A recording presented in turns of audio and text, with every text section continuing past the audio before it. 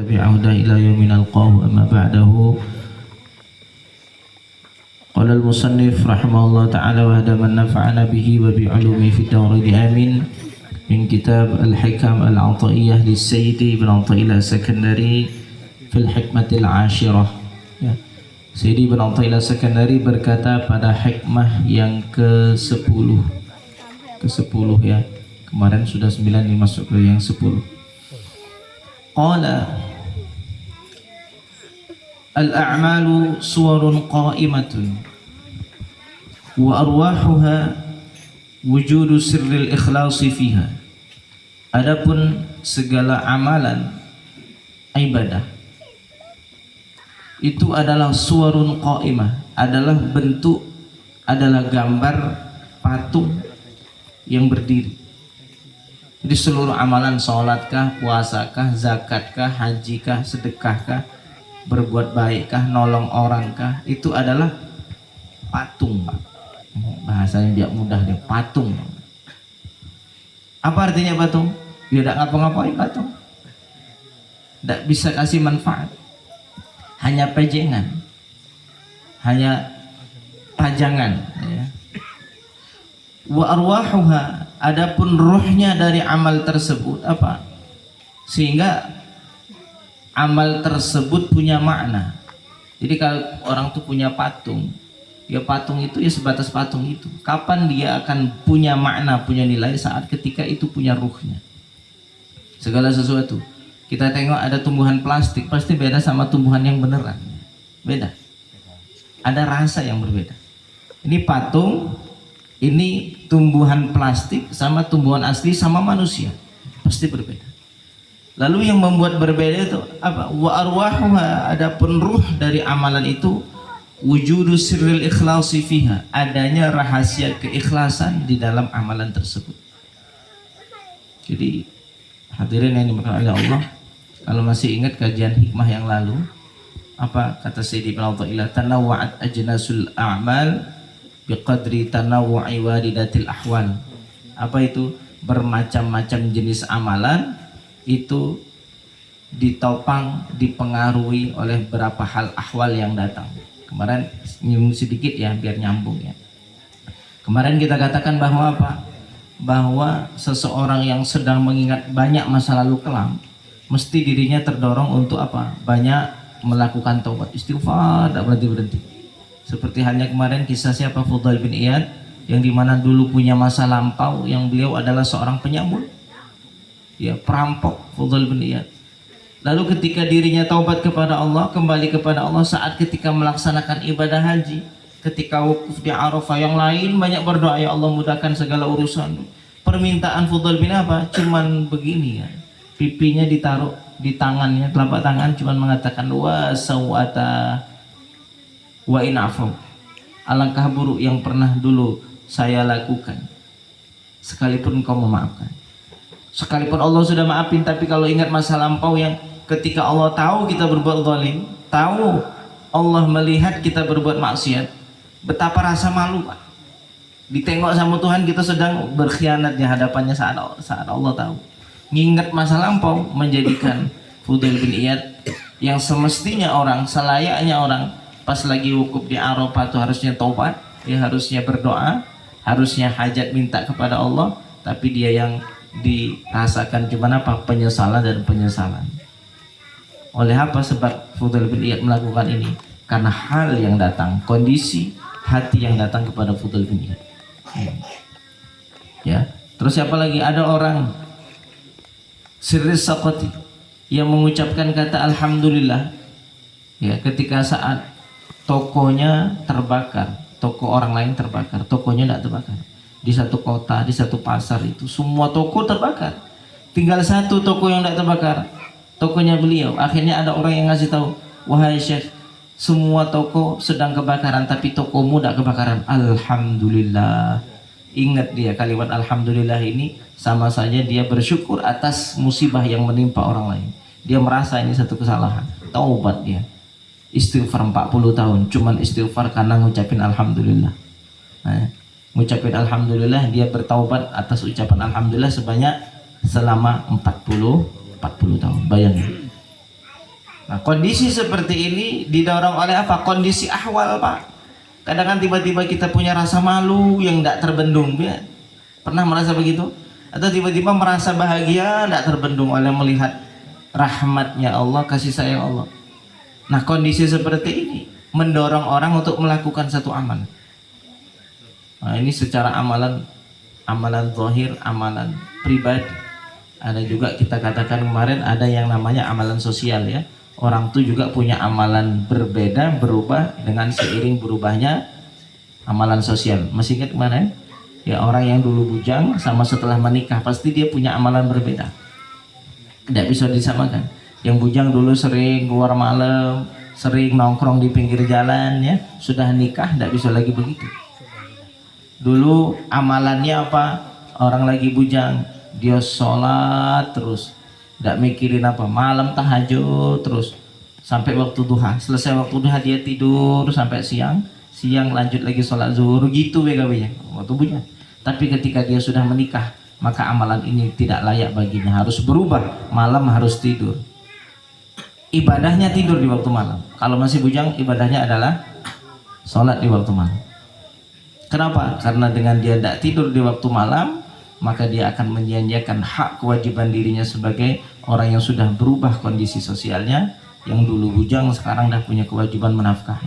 Maka ibadah terbaik baginya adalah mencari pekerjaan untuk bisa menafkahi. Nah, kondisi sosial berubah, merubah juga kondisi amal. Masih ingat yang kemarin ini? Sekilas saja yang ingetin yang kemarin, ya. Nah, pada hikmah kali ini Ibnu Athaillah sekandari menyempurnakan hikmah yang kemarin, bahwa kita harus ngerti, harus paham bahwa muslim amalan itu nggak sebatas di amalan-amalan wajib saja, sholat, puasa, zakat, nggak sebatas di situ. Tapi macam-macam jenis amalan tidak terhitung sesuai dengan kondisi yang menentukan dia harus beramal apa, Pak. Ya, dengan kondisi yang dia harus beramal apa. Kalau dia seseorang yang punya toko, maka ibadah baginya adalah bagaimana dia menjalankan toko itu dengan jujur dan baik, dan bagaimana dia harus berjuang mencari keuntungan dari jualan tersebut. Maka ini ibadah bagi orang yang punya toko. Orang yang punya sekolah, maka ibadah utama baginya adalah bagaimana fokus dengan pendidikan. Nah, ini kondisi berubah, maka ibadahnya pun akan berubah. Macam-macam jenis ibadah. Oleh sebab apa? Karena Allah pingin di alam semesta dunia ini, Allah pingin kita itu memakmurkan. Coba kita bayangin, seandainya orang punya satu selera yang sama, Pak, kira-kira maju tak dunia ini, Pak? Susah. Seleranya ngaji hikam semuanya, Pak. Tidak ada orang yang bertani. Akhirnya orang kita pulang balik ke rumah kita pengen makan beras, tidak ada orang yang nanam beras. Maka kehidupan ini, amalan yang bermacam-macam ini adalah bentuk daripada kebaikan Allah Subhanahu wa taala, ya, kebaikan dari Allah Subhanahu wa taala. Dan sekian banyak amal itu ditentukan oleh satu, ikhlas. Nanti kita baca di kitab ini, syarah ini sangat bagus, saya lihat tadi. Kita baca nanti ada tingkatan ikhlas. Ya, kita sekilas saja baca ini, ya. Jadi semua amalan yang kita punya, Pak, maka ditentukan oleh apa? Keikhlasan. Nanti ada keikhlasan tingkat al-abror sama ada tingkat al-muqarrabin, nanti beda. Nah, kita tinggal di tingkatan mana kita berada di keikhlasan tersebut. Ya, ada tingkatan abror, ada tingkatan al-muqarrabin atau as-siddiqin. Jadi semua amalan ditentukan oleh ikhlas. Tidak ada ikhlas, maka seperti patung, walaupun besar bentuk amalnya, sekalipun haji, ya, sekalipun apapun amalan yang besar, kalau tidak ada ruh daripada ibadah tersebut, maka dia seperti patung yang tidak ada punya nilai. Maka amalan itu terbagi dua, bukan terbagi dua, tersusun dari dua hal. Ada amal, ada ikhlas. Amal tanpa ikhlas kosong. Tapi sebaliknya, terkadang ada ikhlas, tidak ada amal, punya nilai. Terkadang ada itu, dia punya niat ikhlas dalam beramal, tapi tidak punya amalan, maka diterima seperti dia melakukan. Bisa jadi, terkadang bisa jadi Pak, semacam mungkin ada orang yang malam hari ini dia tahu jadwal kita ngaji hikam ini, hatinya terpaut, aduh nyesel nian saya tidak bisa hadir karena kondisi tertentu ini, tidak mungkin saya bisa hadir karena gini. Akhirnya apa? Akhirnya yang tumbuh rasa penyesalan, padahal niat itu sudah dipasang betul Pak. Apa yang terjadi? Ada ikhlas, ada niat, tidak punya amal, maka Allah catatkan terkadang seperti orang yang melakukan. Ini beda. Kalau ada amal, tidak ada ikhlas, nol. Tapi kadang ada niat, ada ikhlas, tidak ada amal, terkadang Allah catat seperti orang yang beramal. Itu bedanya Pak ya. Makanya dalam hadis banyak dari kisah-kisah Nabi SAW menceritakan sahabat yang tidak ikut jihad bareng Nabi, tapi Nabi mengatakan ada orang yang sekarang lagi tidur di kasurnya tapi dia ikut bersama kita. Saat ketika Nabi Muhammad lagi mau perang Tabuk, sebulan perjalanan, lalu di perjalanan Nabi cerita sama sahabat, tahu enggak, ada nih sahabat kita ini yang sekarang ini lagi tiduran di kamarnya tapi dia ikut bareng kita berjalan ini. Siapa mereka yang sejatinya hatinya punya ketulusan untuk ikut, tapi dengan kondisi yang tidak memungkinkan sehingga dirinya harus diam tinggal di Madinah. Nah ini kita lihat beberapa contoh yang disebutkan oleh Syekh Ramadan Buti ya, untuk supaya kita bisa memahami ya. Jadi ada amalan tidak punya niat, semacam apa? Ada seseorang, rajulun raqibat huduyunun maliyah hana waktu sadadiha. Ada orang yang berhutang, lalu jatuh temponya datang. Istilahnya apa tuh yang tukang yang nagih hutang? Debtor kolektor. Uswayai datang. Ya. Lalu apa yang dilakukan? Nengok, wah dari jauh, wah itu orang bang itu. Dah pura-pura lah ke masjidnya. Sholat lah dia, sholat 10 rakaat, 20 rakaat. Ya. Nampaknya ada amalnya, nampaknya sujud, nampaknya ruku, tapi niat tujuan utama dari ibadahnya apa? Lari dari tagihan hutang. Maka hukum orang seperti itu seperti yang dikatakan sama Sayyidi Ibn Athaillah, suatu amalan hanyalah patung kalau nggak ada ikhlasnya. Apapun lah itu amalannya, ya, apapun amalannya. Lalu beliau mencontohkan juga ada seorang pekerja yang sedang waktu zuhur jam 12 kurang. Nah, dia sibuklah ke musola masjid. Niatnya apa? Nak sholat. Padahal pengen rehat dari pekerjaan. Ya, harusnya belum saatnya istirahat kerja. Alasannya apa? Nak sholat. Nah, di wuduknya dilamo-lamoi, sholatnya di. Kalau santri banyak yang gitu Pak. Kalau santri banyak yang begitu. Ya, lagi apa dia lama-lama, pas datang ke sini tinggal bentar lagi istirahat. Nah itu biasa santri belum ngerti. Tapi hubungan kita sama Tuhan ini bukan lagi masalah kita, masalah anak kecil yang lari dari seseorang makhluk yang bisa saja dikelabuhi, ya tak? Ya bisa be guru-gurunya ustaznya dikelabuhi. Tapi kalau kita hubungan dengan Allah tidak mungkin lagi begitu hubungannya. Kita melakukan ibadah, Allah ngerti betul dari A sampai Z apa yang kita azamkan, apa yang kita niatkan. Ya, makanya sebenarnya cukuplah Allah itu ngerti tentang apa yang ada dalam hati kita. Ya, maka ini contoh daripada apa? Amal yang tidak ada ikhlas, maka seperti patung yang tidak ada artinya. Ya, patung yang tidak ada artinya. Lalu ada lagi apa? Ada seseorang yang ditugaskan. Kalau di Mesir dulu ada kawan-kawan yang dapat tugas temus namanya. Temus itu bantuan musiman dari negara-negara Arab, mahasiswanya diutus ke Arab Saudi untuk jadi bantuan ya untuk negara Indonesia untuk jadi bantuan musiman.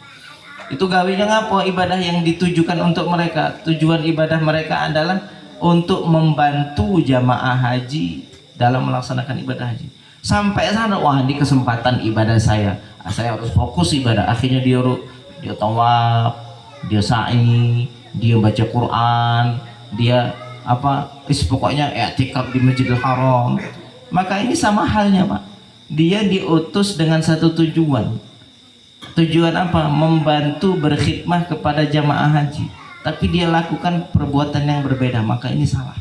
Makanya saya katakan bahwa tidak bisa kita beramal tanpa ilmu Pak. Kita jangan terfokus ini sujudnya kepada Allah, masa kamu tidak mau sujud seperti itu? Tidak boleh begitu Pak, tidak bisa begitu. orang itu sedang melakukan satu kepentingan yang luar biasa.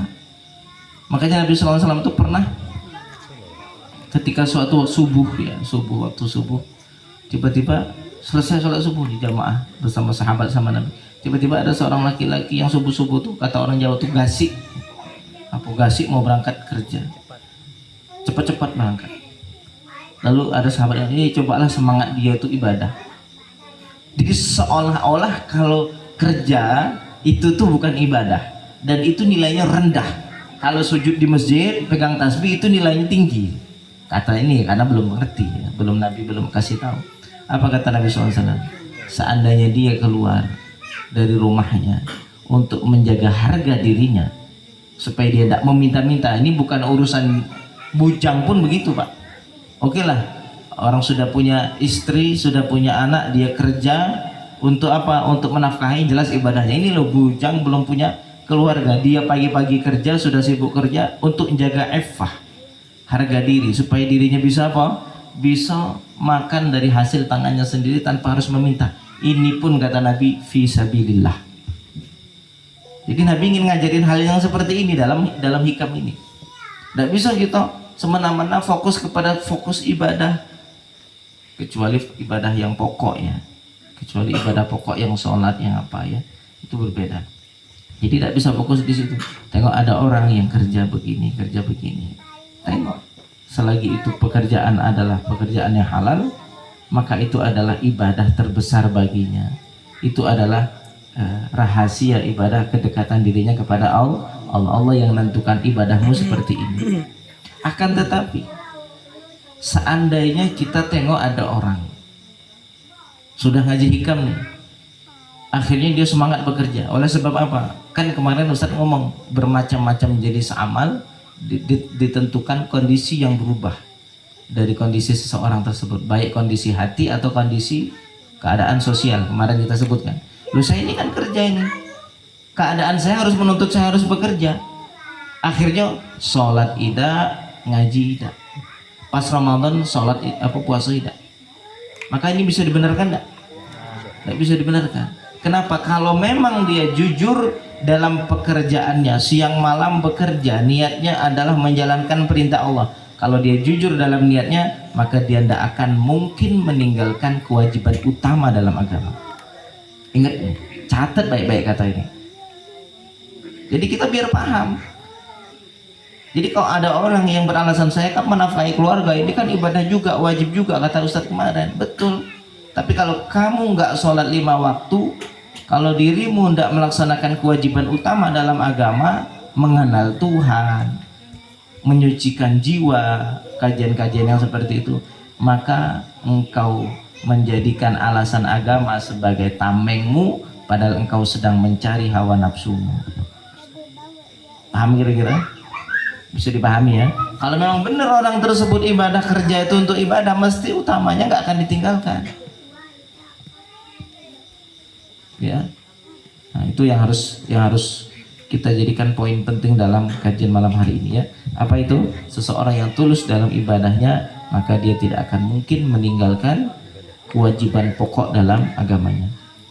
Di sini kita lihat wasafwatul qawli huwa anna alaina an na'lama wa la nansa أن الأعمال الصالحة التي يأمر الله بها في محكم تبيانه ليست محصورة في قائمة الفرائض والأركان الأساسية للإسلام بل تشمل كل ما يحقق مصلحة من مصالح الناس من حيث الأفراد ومن حيث التركيبة الاجتماعية.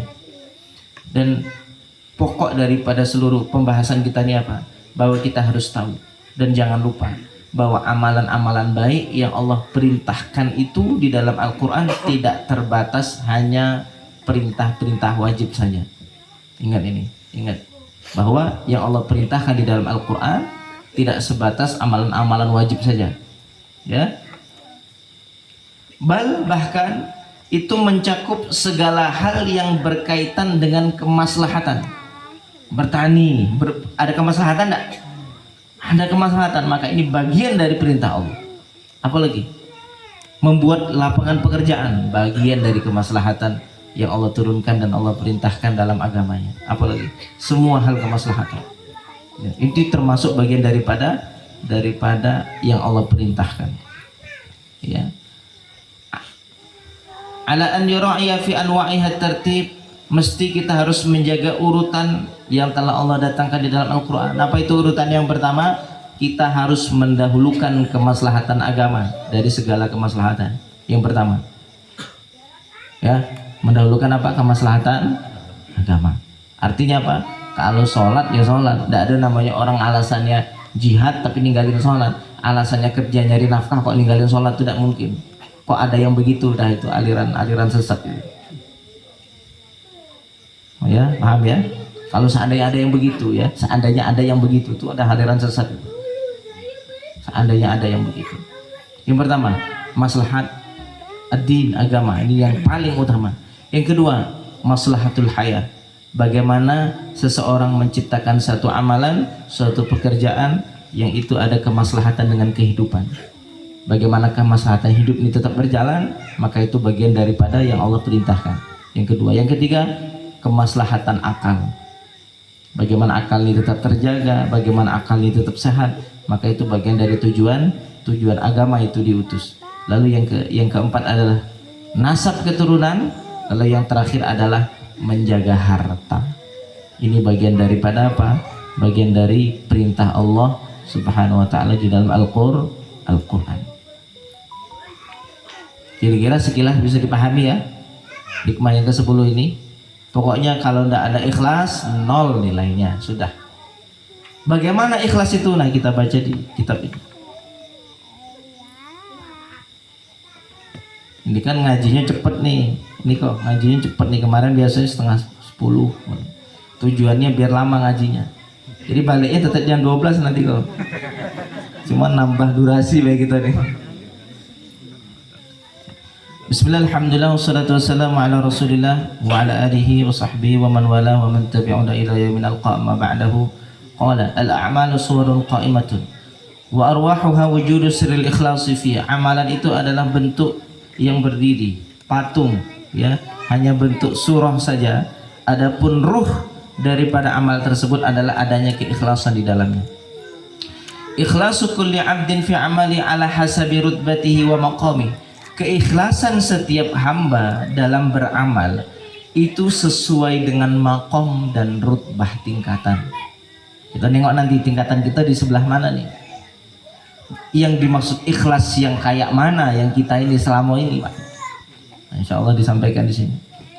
Fa amma man kana minhum minal abrar, maka adapun yang mereka punya makom abror. Abror ini ya dia katakan ya orang-orang baik lah, orang soleh, orang baik, ya, abror.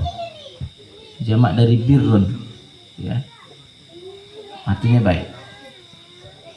Famuntaha darajati ikhlasi an takun a'maluhu salimatun min riya. Maka puncak daripada derajat ikhlasnya apa? Bahwa amalnya bersih dari riya al-jali wal khafi, riya yang tampak dan riya yang tidak nampak.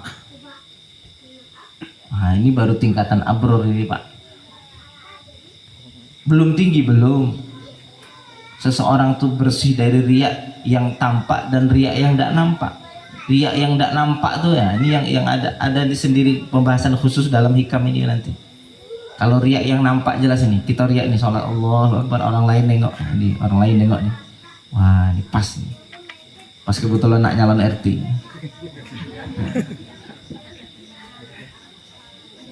Nah, ini yang namanya apa? Riya yang nampak. Ada riya itu tidak nampak. Apa kata Ibnu Athaillah?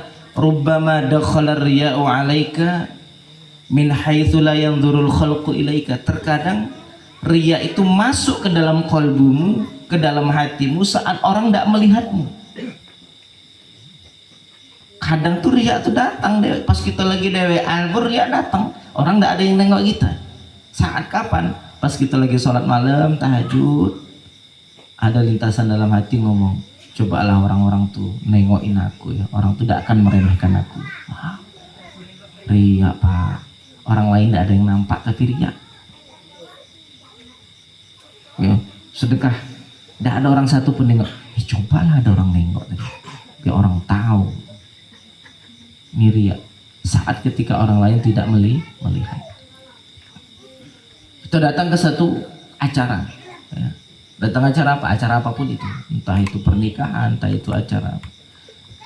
Tiba-tiba kita tidak dipersilahkan ke depan, duduk ke depan, di belakang. Tidak dianggap lah. Tiba-tiba dalam hati muncul, cobalah orang ini tahu yang setiap aku gawikan setiap malam. Mesti orang ini akan mengedepankan saya di depan. Maka ini riya. Lebih bahaya dari riya yang tadi. Walaupun sama-sama riya. Ya, yang dikatakan riya itu adalah syirik. Ya, syirik khafi. Syirik khafi itu syirik yang samar, yang kita kadang tidak sadar dengan penyakit itu. Seolah-olah kita aman-aman saja sebagai ahli ibadah, kita berjalan terus ibadah seolah kita benar, padahal riya tadi menggerogoti hati kita, menggerogoti amal, menghabiskan seluruh amal yang kita lakukan. Itu penting jangan kita sahau, Pak. Penting sekali, utama. Ya, ngaji hikam, ngaji tasawuf penting. Kenapa? Untuk mentarbiyah hati, mendeteksi penyakit-penyakit diri sedini mungkin. Ya. Nah itu kita baca lagi ya. Famuntaha darajati ikhlasi an takuna a'maluhu salimatan minar riya'il jali wal khafi. Bahwa amalnya itu selamat dari riya jali dan khafi. Ini tingkatan apa? Tingkatan abrar, belum tingkatan tinggi. Walaupun nanti kita baca tingkatan as-siddiqin, tingkatannya apa? Al-muqarrabin. Ya, tidak menutup kemungkinan siapapun bisa Allah buka untuk bisa ke makam ini dalam tingkatan keikhlasan. Siapapun bisa atas kuasa Allah Subhanahu wa taala. Wa qasdu muwafaqati ahwa'in nafsi, dan selamat dari tujuan mencocoki hawa nafsu. Jadi ibadah tidak ada kepentingan hawa nafsu. Pokoknya tidak riya, pokoknya dirinya itu tujuan memang untuk Allah. Nah, itu masih tingkatan abrar ini, Pak. Talaban lima wa'adallahu ta'ala bihil mukhlisina min jazilith thawab, karena meminta terhadap apa yang telah Allah janjikan terhadap orang-orang ikhlas dalam beribadah, mengharapkan apa? Balasan dari Allah. Pokoknya tidak riya, tidak sum'ah, tidak ada sifat apa, tidak ada riya, tidak ada sum'ah. Terus apa lagi? Tidak ada kepentingan nafsu dalam beramal. Ya, apa? Saya beramal biar kaya, enggak. Saya beramal biar orang lain segan sama saya, enggak. Tujuannya apa? Memang tujuannya ridho Allah, dan tujuannya apa? Tujuannya supaya Allah cinta sama dirinya. Nah, ini tingkatan masih tingkatan bawah nih, Pak. Yang diharapkan apa? Balasan, ganjaran dari Allah Subhanahu wa taala. Wa haraban amma aw adabihil mukhlatina min alimil adab, dan juga dia lari dengan amal tersebut dari apa yang telah Allah janjikan ancaman kepada orang-orang yang bersalah dari adab yang pedih, wasu'il hisab, dan buruknya hisab. Wa hadza min at-tahaqquqi bi makna qouli ta'ala iyyaka na'bud, dan ini adalah orang yang bertahakkuk, orang yang masuk ke dalam makna ayat iyyaka na'bud, artinya la na'budu illa iyyaka, kami tidak menyembah kecuali hanya kepadamu, wala nusyriku fi ibadatina, dan kami tidak menyekutukan pada ibadah kami ghairaka, selain engkau ya Allah. Jadi yang ditengok cuma Tuhan dalam beramal, tujuannya cuma Allah, mengharapkan ganjaran dari Allah, lari dari azab Allah, tidak ada kepentingan diri dalam beramal. Maka ini tingkatan abrar. Bayangin tingkatan apa? Abrar. Oh, kita bisa begini dah, luar biasa, Pak. Tidak mengharapkan kepentingan apapun dalam ibadah, kepentingan akhirat, itu sudah luar biasa. Cuman setiap tingkat ada lagi maqam yang lebih tinggi, ya. Wa hasil amrihi ikhrajul khalqi an nadharihi fi a'mali birrihi ma'a baqa'i ru'yati li nafsi. Nah, yang penting. Dan hasil dari segala hal dalam maqam ini apa? Mengeluarkan makhluk dari pandangannya. Pokoknya tidak ada makhluk yang ditatapnya. Makhluk itu bisa kawan, bisa tanggo, bisa siapa, bisa kepentingan, bisa diri kan masuk makhluk juga tak? Dia mengeluarkan makhluk dalam pandangan amalnya, ma'a baqa'i ru'yatihi li nafsihi fin nisbati ilaiha. Tapi masih melihat diri. Ini yang masalah. Dia masih melihat diri, maksudnya apa? Dia beramal, dia masih melihat dirinya beramal. Siapa yang sholat? Saya yang sholat tadi. Untuk siapa? Untuk Allah. Siapa yang tadi puasa? Saya yang puasa. Alhamdulillah, dengan niat tulus saya bisa puasa 30 hari full Ramadan. Untuk siapa? Ikhlas untuk Allah, tidak ada kepentingan lain. Masih melihat diri tak? Masih melihat diri, Pak.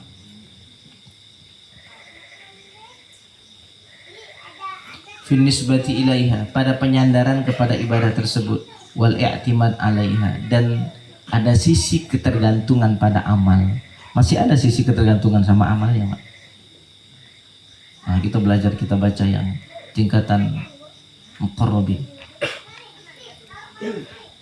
Wa amma man kana minhum minal muqarrabin, adapun orang-orang yang muqarrabin. Muqarrabin ini kalau secara makna dia orang-orang yang ada sisi qurbah ilallah, kedekatan kepada Allah. Jadi yang tadi bisa saja orang punya amalan ibadah tapi tidak dekat sama Tuhan. Ya, orang-orang abrar bisa jadi dia beramal ibadah tapi tidak punya kedekatan kepada Tuhan, walaupun beribadah, Pak. Nah, ini muqarrabin.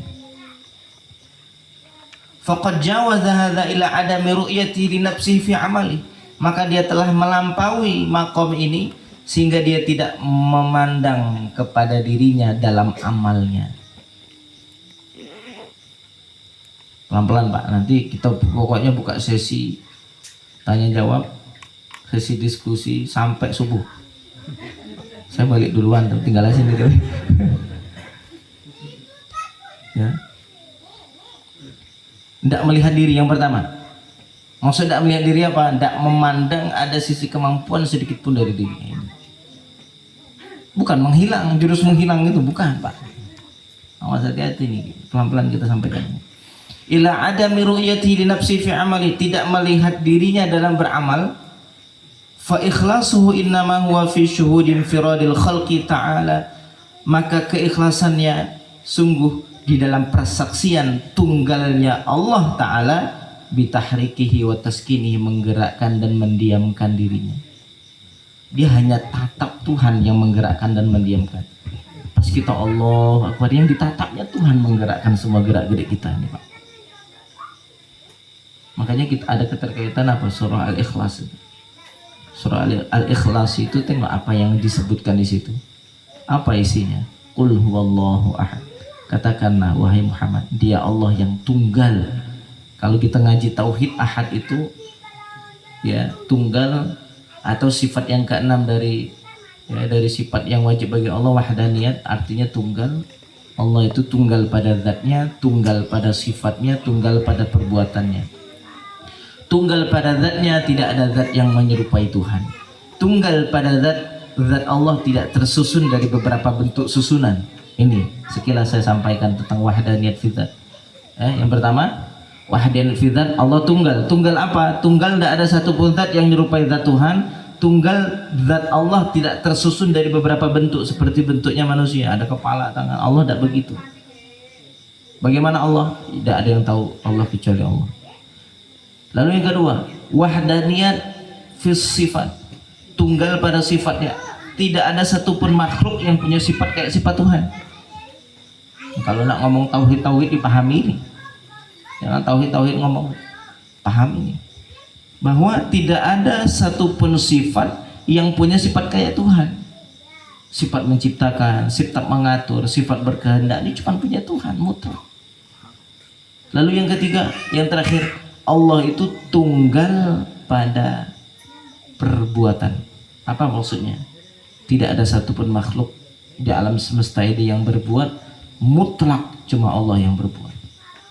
Ini kalau nak mentauhidkan Allah tuh gitu, Pak. Masih mengatakan Allah itu Tuhan kita, tapi masih mengatakan alam ini digerakkan oleh si fulan, belum tauhid. Makanya ada kok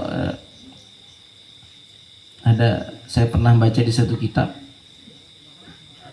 saya lupa nama syekh itu ya. Beliau ini tinggal di Mesir ya.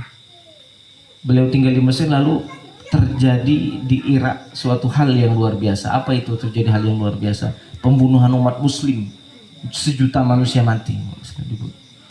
Penghinaan Islam besar-besaran. Al-Quran itu taruh di anjing, mohon maaf. Jadi dibikin kalung di Al-Quran, itu ditaruh di anjing. Setiap anjing di kota itu ditaruhin di Al-Quran, di kalungnya.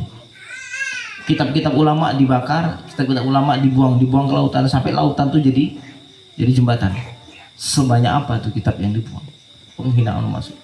Sehingga Syekh ini dari Mesir ini mengatakan, kenapa ini terjadi, kok bisa begini? Kita boleh kita membela, Pak, tapi kalau lupa Allah yang berbuat, kamu salah juga. Bersyariat boleh, tapi jangan sampai hati kita lupa bahwa segala sesuatu ini aturan Tuhan. Hakikatnya aturan mainan Tuhan, Pak. Nah, ini jangan sampai lupa. Sehingga Syekh ini ngomong, kenapa nih kok bisa terjadi gini? Malamnya mimpi. Pas dalam mimpi dia dapat surat. Tinggalkan mengurus urusan kepada Allah. Kenapa urusan mengurus urusan itu?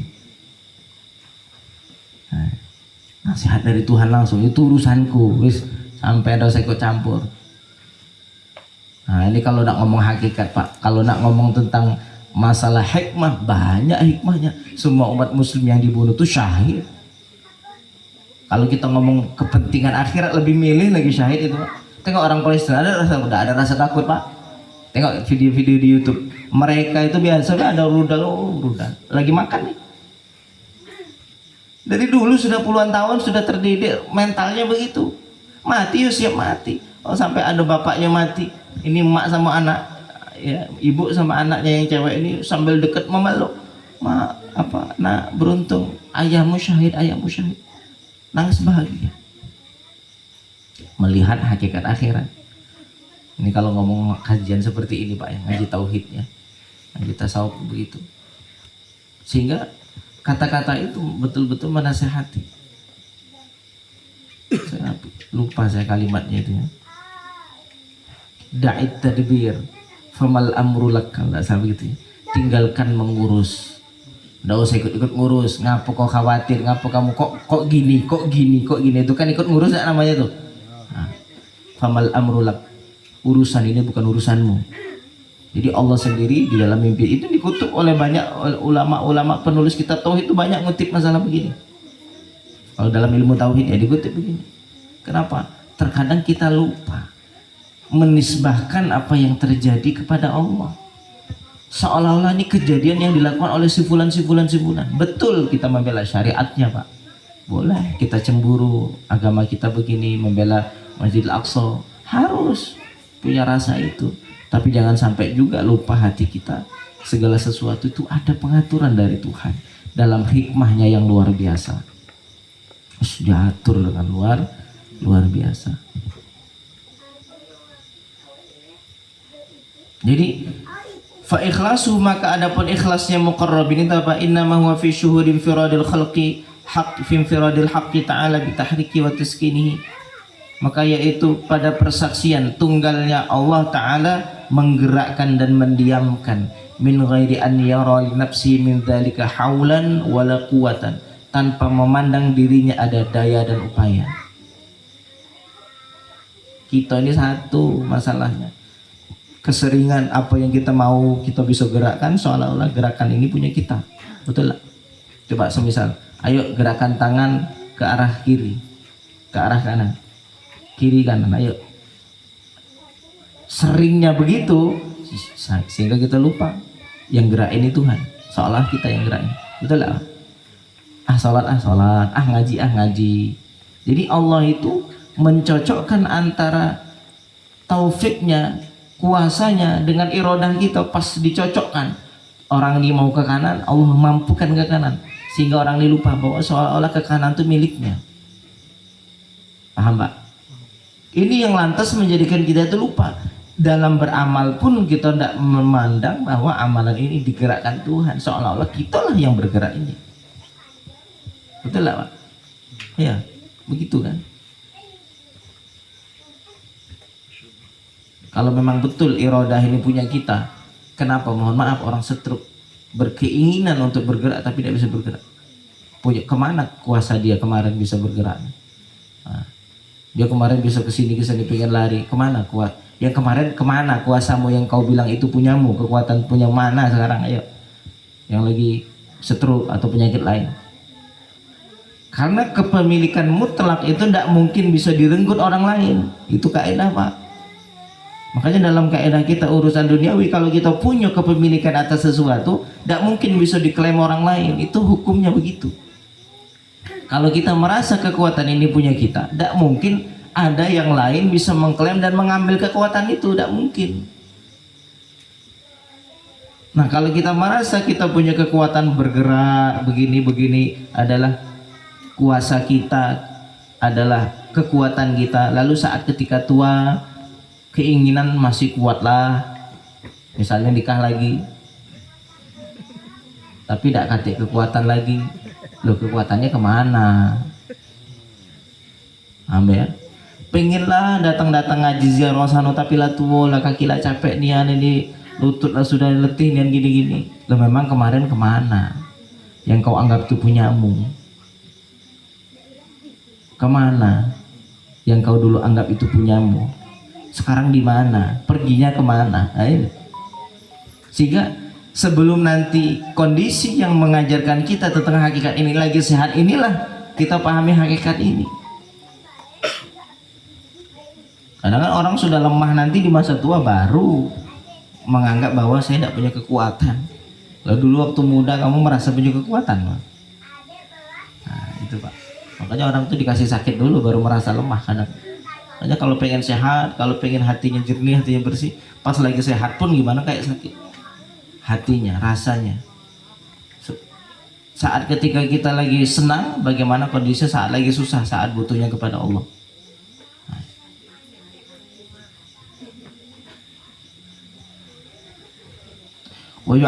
ويعبر عن هذا المقام بالصدق الذي به يصح مقام الإخلاص, dan dianggap tentang makam ini dengan makam sidik atau pelakunya sebagai pelaku siddiqin, ya, makamnya makam siddiqin, orang-orang siddiq, ini makamnya tinggi. Alladzi bihi yasihhu maqamul ikhlas, yang dengannya sah sejatinya makam keikhlasan. Wa sahibu hadza maslukun bihi sabilat tauhid wal yaqin, dan orang seperti ini meniti jalan keyakinan dan meniti jalan tauhid yang sebenar-benarnya, dan dia meniti kalimat iyyaka nasta'in. Kalau tadi makamnya iyyaka na'bud, hanya kepadamu kami nyembah, dia masih melihat diri menyembah Tuhan. Yang kedua iyyaka nasta'in, kepadamu kami minta tolong, dalam ibadah engkau yang mengibadahkan, dalam berbuat baik engkau yang memampukan. Beda, bisa dibedakan. Kalau yang pertama tadi iyyaka na'bud, hanya kepadamu kami menyembah, saya ya Tuhan menyembah kepadamu, saya berbuat baik kepadamu, saya ya Tuhan sujud kepadamu. Ini yang pertama iyyaka na'bud. Yang kedua maqam as-siddiqin iyyaka nasta'in, kepadamu saya ibadah, aku ditolong oleh sebabmu, saya digerakkan dengan gerakmu, saya disujudkan dengan kuasamu, saya dimudahkan lisan dengan kehendakmu untuk berpikir. Sudah dipahami? Wa iyyaka nasta'in. Ai la nasta'inu illa bik, kami tidak meminta tolong kecuali denganmu, engkau yang menolong. La bi anfusina wa haulina, bukan dengan diri kami dan kekuatan kami. Fa amalul awwal huwal amalu lillah, adapun amalan yang pertama itu amalan untuk Allah. Adapun amalan yang kedua amalun billah, yang pertama amalannya untuk Allah, darinya untuk Allah. Adapun yang kedua amalannya dengan Allah. Kalau contohnya gini, orang berdiri berjalan, antara dia berjalan dituntun sama berjalan sendiri. Kalau yang pertama dia berjalan seolah sendiri, kalau yang kedua dia berjalan tetap berjalan, tapi dia digerakkan dituntun oleh orang tuanya. Paham?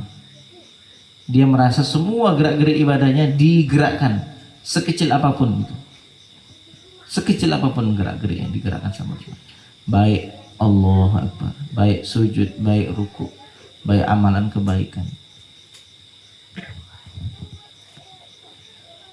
Fal amalu lillah yujibul mathubah, maka adapun amalan untuk Allah itu akan menumbuhkan pahala.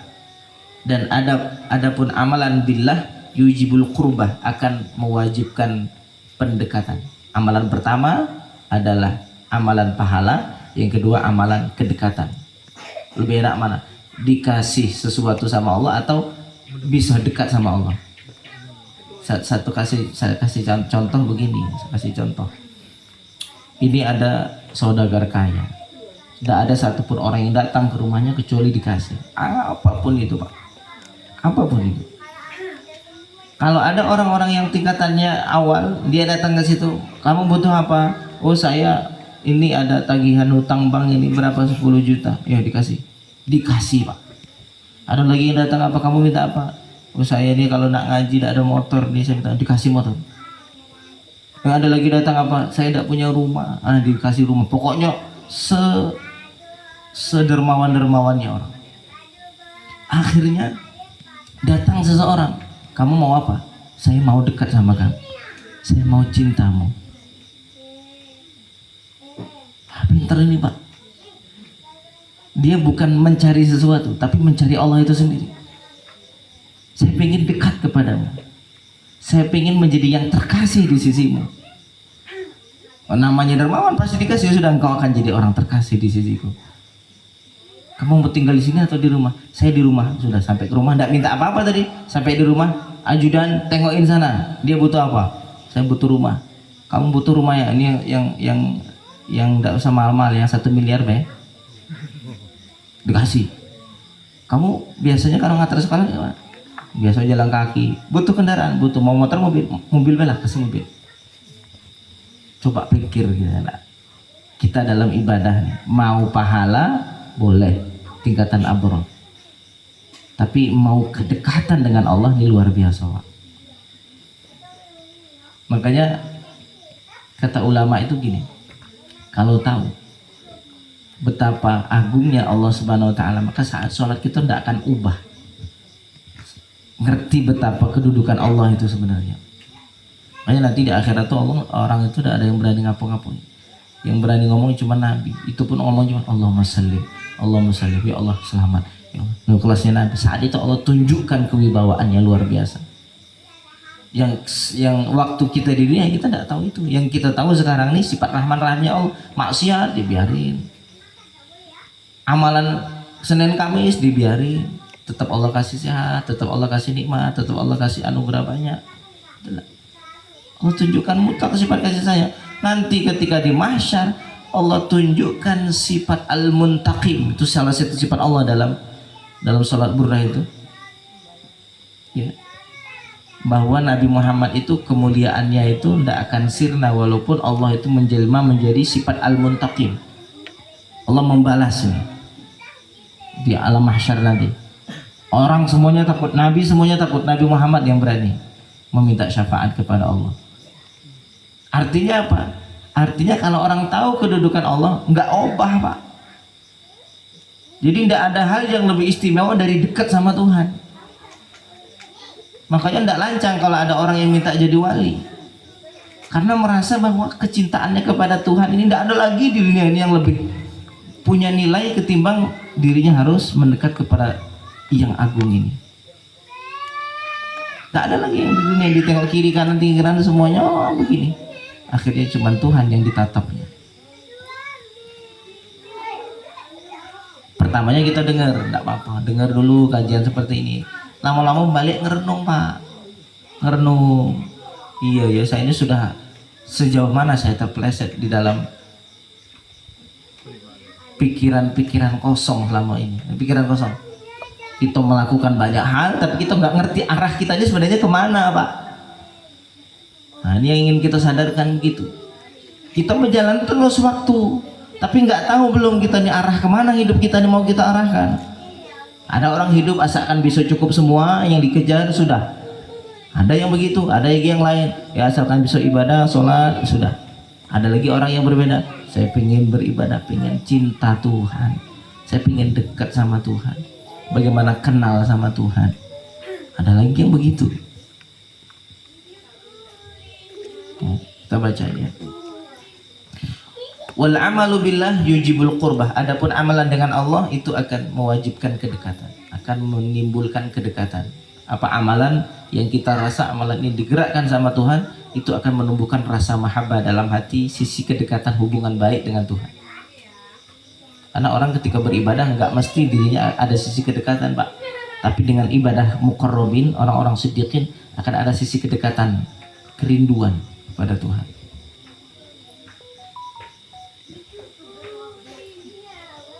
Wal amalu lillah na'tu kulli 'abid. Adapun amalan karena Allah adalah sifatnya setiap ahli ibadah. Wal amalu billah na'tu kulli qasid. Adapun amalan dengan Allah itu adalah sifat setiap orang-orang yang siddiqin.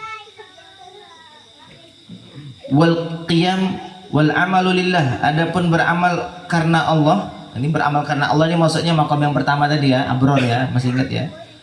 Amalan karena Allah itu menegakkan hukum-hukum zahir, syariat dijalani, kamu ngapain nanti dapat pahala nih, biar tidak masuk neraka. Ini amalan zahir namanya, amalan zahir. Wal amalu billah qiyamun bid-dhama'in. Adapun amalan dengan Allah menegakkan amalan qalbu. Ya. Wa hadhil ibarat lil Imam Abil Qasim Al-Qushairi. Ibarat ini adalah ibarat Imam Abil Qasim Al-Qushairi, Imam Qushairi yang punya Risalah Al-Qushairiyah. Ini kata Syekh Yusri, salah satu kitab rujukan dalam tasawuf, Risalah Qushairiyah, Manazilus Sa'irin, Imam Harawi, sama kitab Hikam Ibn Athaillah. Ada 3 kitab pokok nih, kalau orang ini sudah ini kitab tasawuf apapun mudah dibaca. Apa itu? Manazilus Sa'irin Imam Harawi, Risalah Qushairiyah Imam Qushairi, sama Ibn Athaillah sekian dari kitab Hikam ini. Jadi kalau membaca kitab ini sudah bisa memahami, Allah berikan paham ini, maka kitab yang lain Allah berikan mudah untuk memahami. Imam Qushairi radhiyallahu anhu, mudah-mudahan Allah meridhainya.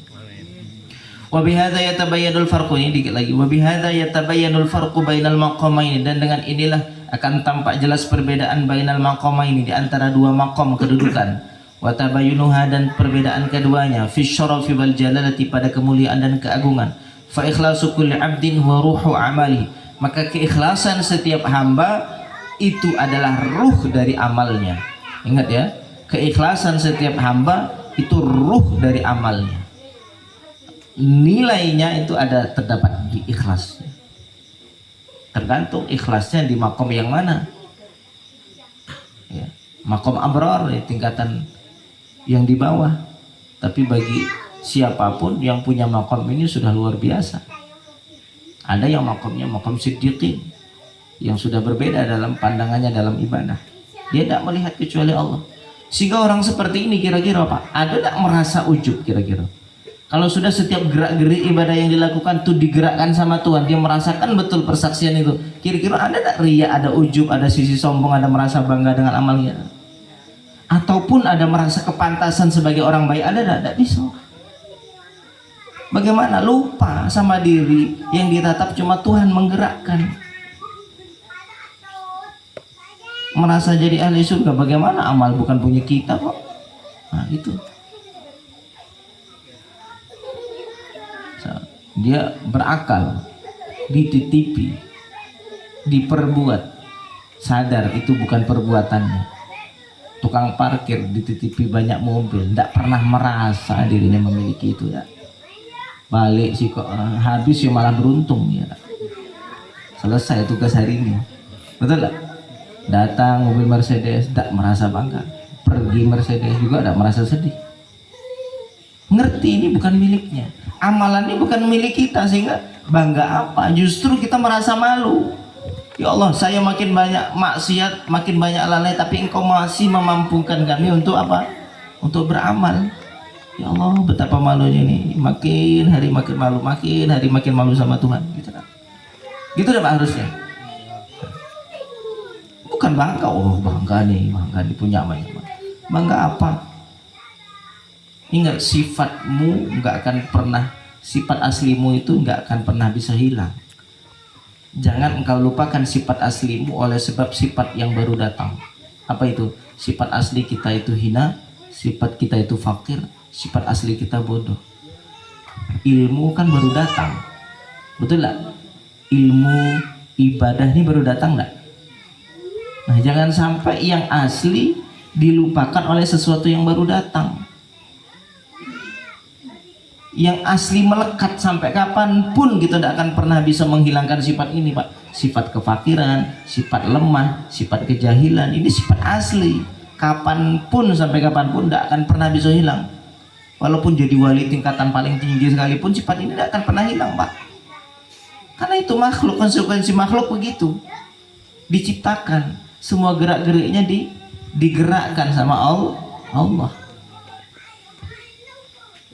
Maka di dalam Al-Quran, walillahil izzatu, sejatinya kemuliaan itu milik Allah, wali rasulihi, dan untuk rasulnya. Kenapa rasul itu dimuliakan? Karena nisbahnya kepada Allah, sandarannya kepada Allah, sehingga rasul mulia. Walil mu'minin, kenapa orang beriman mulia? Karena orang beriman tersandar kepada nabi yang mulia.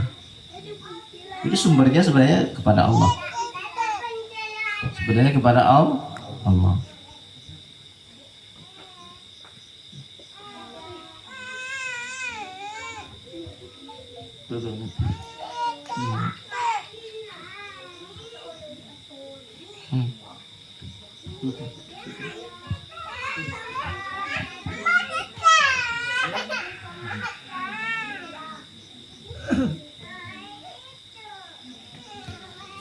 Fabi wujudi dzalika takunu hayatuha wa salahiyatuha litaqarrub biha. Maka dengan adanya keikhlasan itu adalah kehidupannya. Apa kehidupan amal itu adalah dengan keikhlasan. Wa salahiyatuha litaqarrub biha, dan kepatutannya untuk pendekatan kepada Allah dengan amalan tersebut, dengan ikhlas tadi. Kalau tidak ada ikhlas, tidak akan pernah bisa mendekati Allah. Wa yakunu fi ahliyata wujudil qabul, dan dengan itu juga orang tersebut layak untuk adanya penerimaan amal. Jadi dengan ikhlas tadi akan bisa layak untuk wujud ada al-qabul, ya, diterimanya amal. Wa bi adami dzalika yakunu mautuha, dan tidak ada ikhlas itu adalah kematiannya. Wa suqutuha, dan gugurnya an darajatil i'tibar, dari derajat dianggap, tidak dianggap. Orang tidak ada ikhlas itu kayak tidak ada apa, di sisi Tuhan tidak ada nilainya. Orang tidak punya keikhlasan dalam beramal. Makanya bisa jadi ada orang dia tidak punya nampak punya amalan, tapi hatinya punya keikhlasan, nilainya tinggi di sisi Tuhan. Makanya saya sering pernah ngomong, saya itu dulu tinggal di apartemen yang penunggu, ya di sana tuh bawab istilahnya tuh dalam bahasa Arab. Bawab tuh tukang nunggu apartemen, yang tukang bersihin apartemen, sekalian jaga apartemen, sekalian bersihin tangga-tangga itu kan, dibersihin setiap hari. Itu wali katanya. Apa amalannya? Setiap satu tangga baca surah Al-Ikhlas, Qul Huwallahu. Orang lain tidak tahu, Pak. Ada rahasia besar yang ada dalam hatinya, orang lain tidak tahu. Maka adanya keikhlasan akan menjadikan dia dekat kepada Allah. Tidak ada ikhlas, jatuh di sisi Allah Subhanahu wa ta'ala. Wa takunu idzaka ashbahan bila arwah, dan itu menjadi asbah, menjadi patung, menjadi, ya, hanya menjadi busa yang tak ada nilainya. Bila arwahin, tanpa ada nilainya, tanpa ada ruhnya. Wasuaran bila ma'anin, dan bentuk tidak ada maknanya. Ini yang terakhir, ya.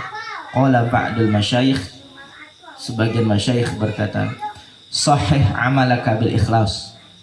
Hafalin bareng-bareng, Pak. Apa itu? Perbaiki amalmu dengan ikhlas. Jadi bagaimana amal kita bisa baik? Dengan ikhlas. Wa sahih ikhlasuka bitabarri minal hauli wal quwati, dan perbaiki keikhlasanmu dengan berlepas dari daya dan upaya. Nah, kuncinya di akhir-akhir tadi, Pak. Saya ulangi, sahih amalaka bil ikhlas, perbaiki amalmu dengan ikhlas. Dengan ikhlas akan memperbaiki amal. Wa sahih ikhlasuka bitabarri minal hauli wal quwah, dan perbaiki ikhlasmu. Ikhlas pun harus diperbaiki. Dengan apa? Bitabarri, dengan berlepas diri, minal hauli wal quwah, dari daya dan upaya. Masya Allah, bisa ngamalin ini jadi maqam siddiqin semuanya, Pak. Amin ya rabbal alamin. Walhamdulillahirabbil alamin.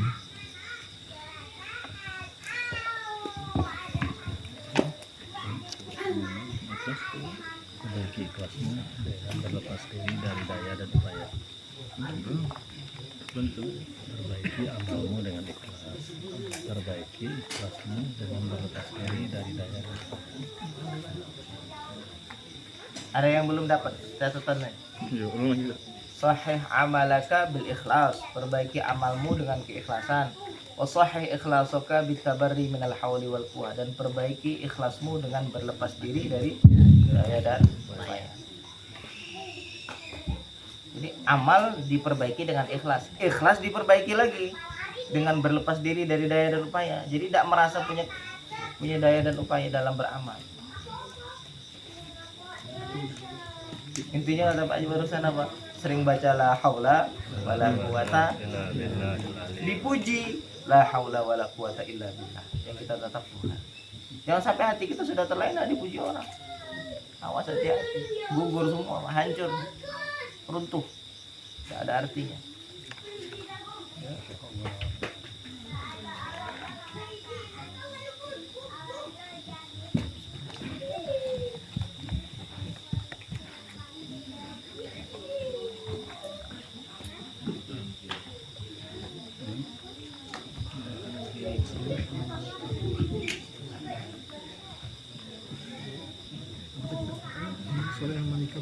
Sahih amalaka, sahih ya, Perbaiki amalanmu dengan ikhlas. amalaka bil ikhlas, wa sahih ikhlasuka, wa sahih ikhlasuka bitabarri